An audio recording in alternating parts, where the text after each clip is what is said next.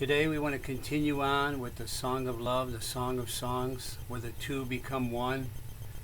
Before the Lord returns, he needs to have his bride, one who matches him in every way. So as we go through the Song of Songs, may the Lord prepare his bride by writing this song in our lives and in our hearts. Every time the Lord speaks, there's a feeding. What is he feeding? He's feeding our love. As he speaks, our love is stronger towards him. Last time we got to see his speaking was calling her a horse or a mare with chariots. She was pursuing him in such a strong way with her love, yet you could say there was a mixture there. There was a mixture of natural love or natural strength with the world. She was still holding on to the world. The Song of Songs, there's many illustrations or comparisons. And this in verse 9, he says, I have compared you. So we're going to see many different types, many different figures in the book of the Song of Songs, the two become one, that either describe the lover or the one being loved, the bride and the bridegroom. When he talks about his lover, he describes her as having dove's eyes. He describes her as a dove. He describes her as a one who has spices. He describes her as a garden. He describes her as mountains. There's many different figures that he describes her. So when we come to verse 10, again he speaks, feeding her love, encouraging her. And the verse goes, your cheeks are comely with rows of jewels, your neck with chains of gold. This is the King James Version. In the original, these words of jewels and of gold are not really there, but the context with the next verse, especially with more precious materials, they seem to fit very well. These verses are talking about her beauty. Verse 9 was talking about her spiritual pursuit, her strength, her running. But here we begin to see her beauty. He describes her beauty. He says, your cheeks are comely. Again, we come to this word comely, which is repeated in the Song of Songs, the basic word for comely. And then it's a development of comeliness in her life, because as she draws near to him, she begins to reflect him more. In this verse, she uses the word, he describes her cheeks. He says, your cheeks are comely with rows of jewels. The cheek is the part below the eye that goes to the ear, right? Or the jawbone, some people would say, but this is the chief seat of beauty. It gives expression and an appearance. I looked on the internet for images of cheeks, and so many different appearances of people with their cheeks. But the biblical revelation of cheeks is focused on our wonderful bridegroom, Jesus Christ. In Isaiah 50, his cheeks are declared as one who was persecuted. It says they plucked his beard, the hairs on his cheeks. They spit on his face. His appearance was a man of sorrows, yet inwardly he was full of the Father, full of glory, full of love. Yet fallen mankind hated him to such an extent that they didn't appreciate him, and they hurt him on his cheeks. In Song of Songs 1:6, maybe this was an experience she had to have so she can relate more to the cheeks of her lover.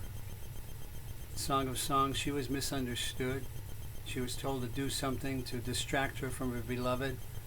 So maybe he's beginning to see in her something of persecution on the cheeks.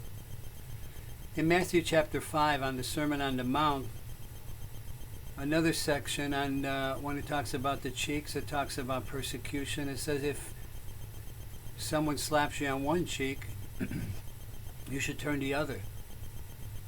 To be able to do this is not our natural strength, our natural determination, but as we're filled with our wonderful bridegroom, our lover bridegroom, with his life, as he turned his cheek, we can turn our cheek. This is really a description of him as he turned his cheek to the smiters.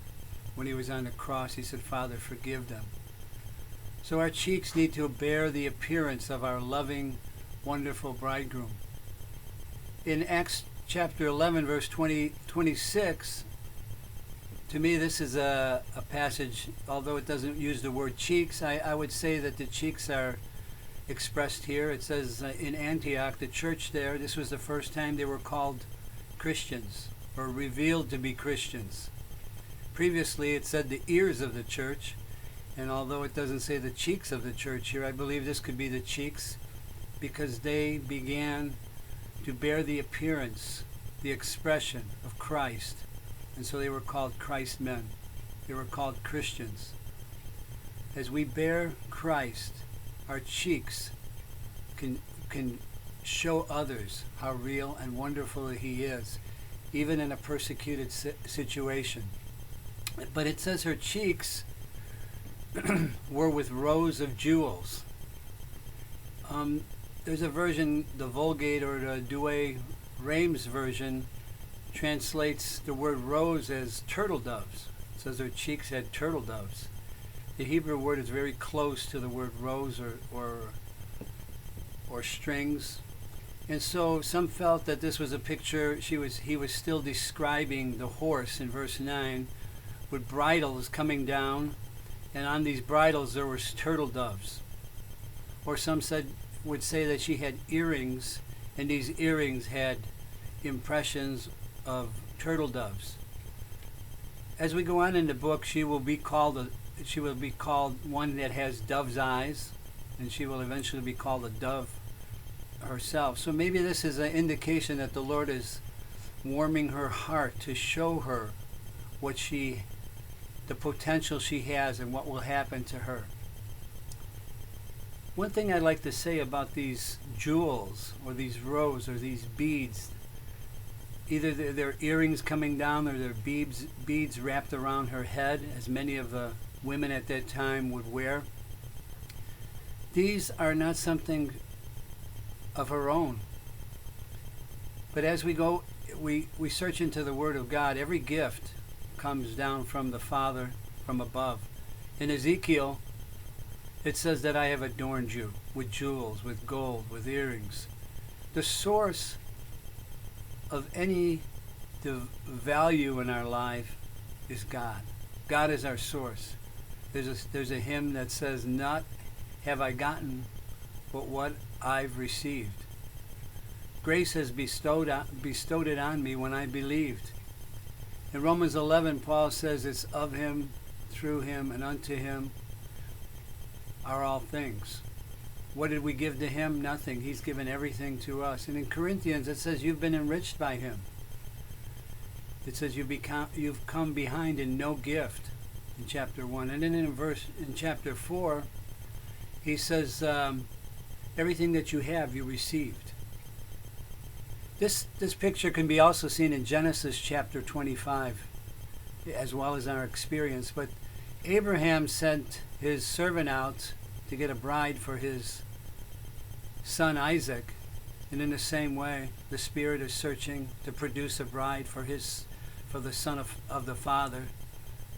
And he came with the riches to Rebekah, and he gave her earrings, he gave her gold, he gave her precious, valuable materials. And once she received them, what did she do with them? Enjoy them? No, she went back to Isaac. And this is what's happening in our experience. As we receive mercy as a gift, as we receive grace as a gift, as the Spirit's working in us to show us all the riches of Christ, these are riches that come back to him. They work in our lives, and then they're brought back to him. So every time in the morning when you enjoy something of him, eventually he gets satisfied too. Don't think that you're just enjoying peace. You need strength, you need all these different virtues, but as you enjoy his love, he enjoys you. But one thing about these jewels, or these rose, these pearls, or whatever they are, that are hanging from her ears or wrapped around her, this is in 1 Peter chapter 3, there's a display here. And Peter says, what needs to be displayed in the sisters' or the women's life is a pure manner of life. In 1 Timothy, Paul talks about a certain type of clothing that women should be adorned with.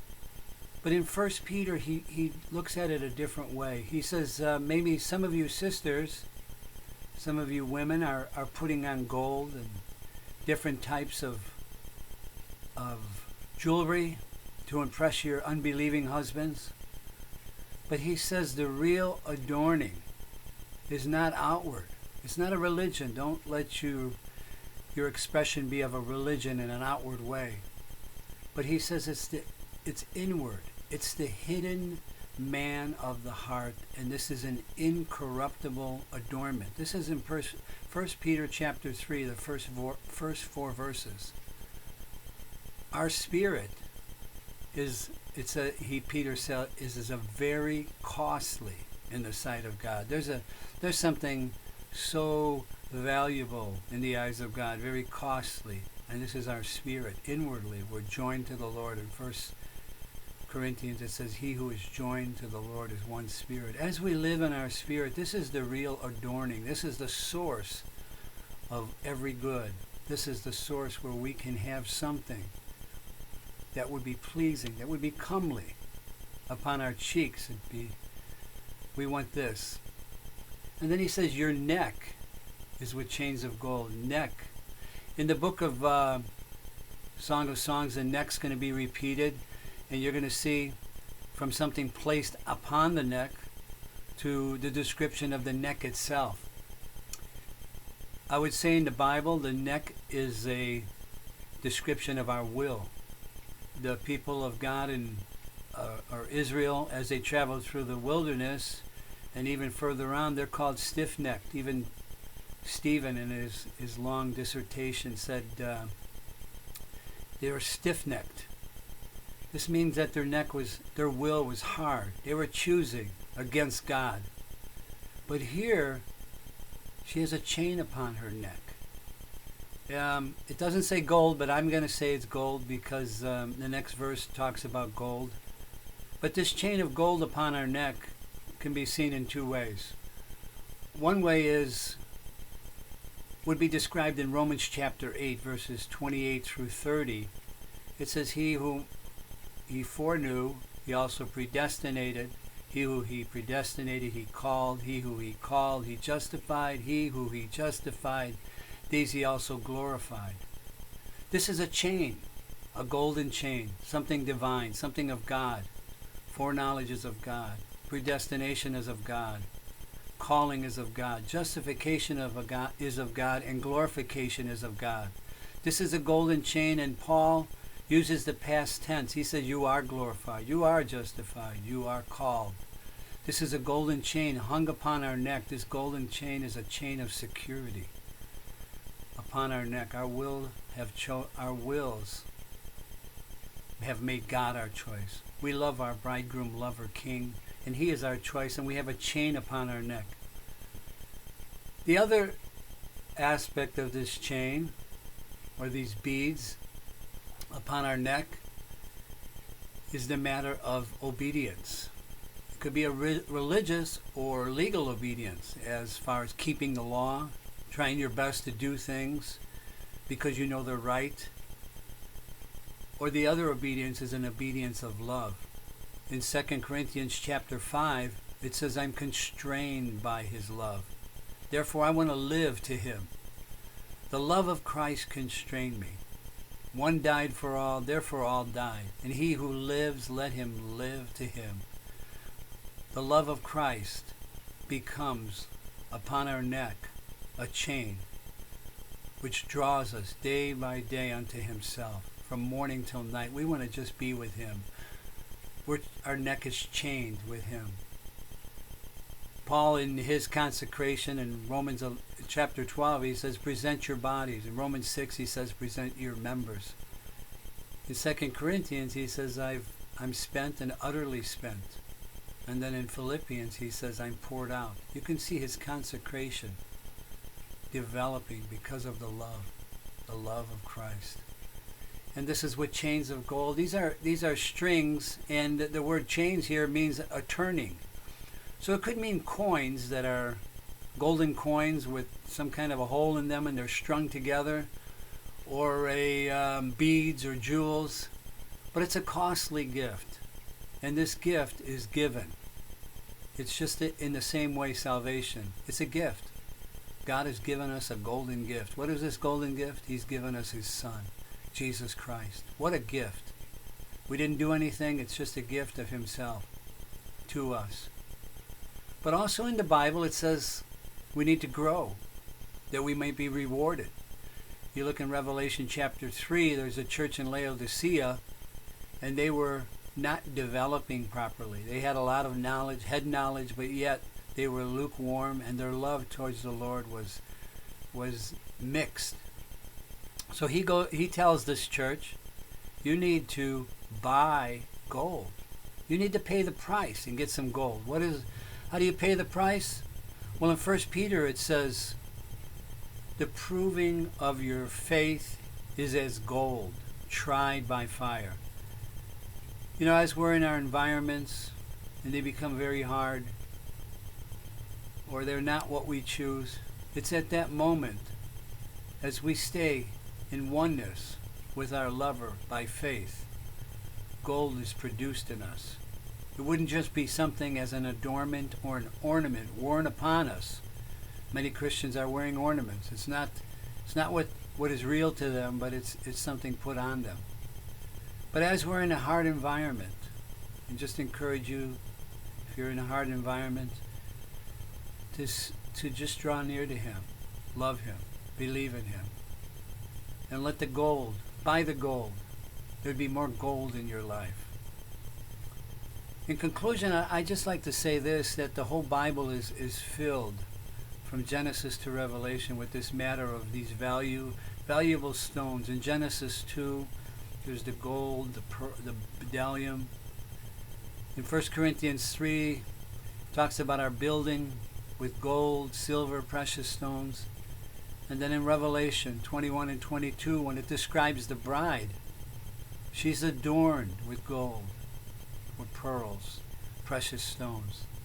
So the Bible, as we'll see as we go through this Song of Songs, as the two become one, we'll see the precious materials not only put upon her, but she becomes golden, and he's described as golden.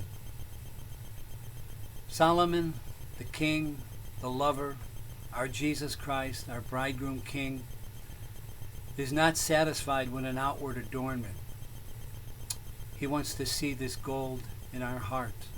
He wants to see this gold in our living. So in verse 11, when we get there the next time, we'll see how he wants to work with her and upon her to produce gold and silver in her lives in a richer and an increased way. May this week we just seek the Lord and love him, that this song could increase and the value of our lives would be for his satisfaction.